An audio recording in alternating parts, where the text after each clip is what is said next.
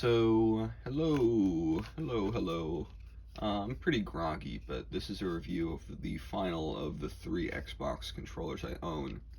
This is the 8BitDo 8 Xbox controller. Maybe it's called the Ultimate Xbox, something like that. It's the 8BitDo Xbox controller.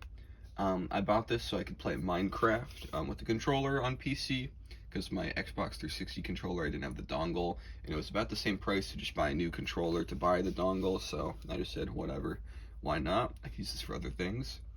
And yeah, this controller is fantastic.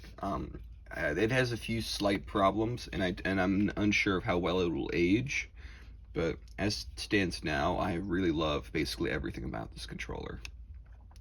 To start with, it has this kind of like netted finish on, on the handles, and it just feels great, especially out of the box. It's just nice to touch. It's a nice texture. I just love that. It's really cool because it's like, I don't know, it makes it feel very premium. It doesn't just feel like, cheap plastic. It feels like there's a little bit more to it with that. We have a headphone jack. We have a switch, maybe a power switch. This is not a wireless controller. It is a wired controller, which is perhaps the reason why it works so seamlessly. And I really do appreciate that they still make wired. Oh my god. That they still make wired controllers, because Bluetooth is inconsistent in a lot of ways. Sometimes it has trouble working with devices, and wires, you just no troubleshooting. You can just plug it in and it probably will work. Yeah, this one comes with quite the nice cable too. I like the feel of it. It's pretty good stuff. The Xbox button is here. It's pretty basic. It doesn't have any of the light up stuff, but that's fine. You don't really need that. Has a star button because this controller in specific has different layouts you can use using the 8BitDo software. You can see there you can switch between them. I have not used this feature because I don't know, having to go into a different software just feels very unintuitive. I understand that they can't really do anything else when it's PC. It's not like, it's not like you can have this controller be compatible on a software level with the games, but it's just really clunky, and it makes me worry about this controller's future because, you have to update that software, you have to have it in general, and it just doesn't really speak to longevity, because, like, what if it stops being supported? Then what? But maybe I did have to go into it because the analog stick wasn't going all the way in Minecraft, or maybe that's just the other controller I was using, the input. Yeah, oh my god, the analog sticks, Hall effect sticks, so no drift. We'll see how that holds up, but that was one of the key selling points where I was like, let's go. I love that. That's amazing. This D-pad, you've never had an Xbox console with a great D-pad until you've tried this. Holy smokes, it's perfect. It's like a Nintendo D-pad to the T. It has a great texture too, just like a SNES D-pad. It's really great.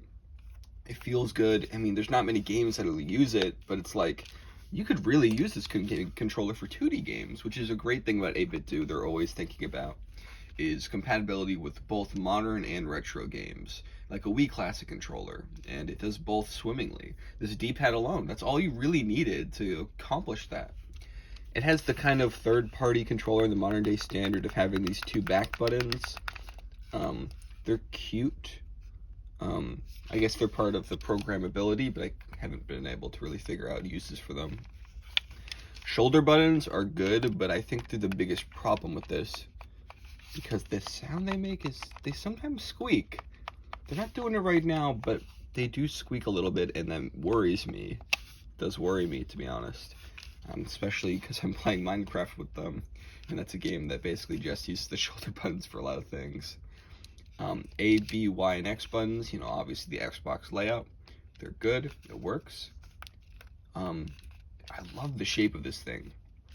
It has this nice flatness at the front. Not complete flatness, but, it has just really well-defined curves. Like, I don't know. It's just a really wonderful feeling. And while I'm not a fan of every component of this, the things I do like are, exceptional, especially for controller in 2025.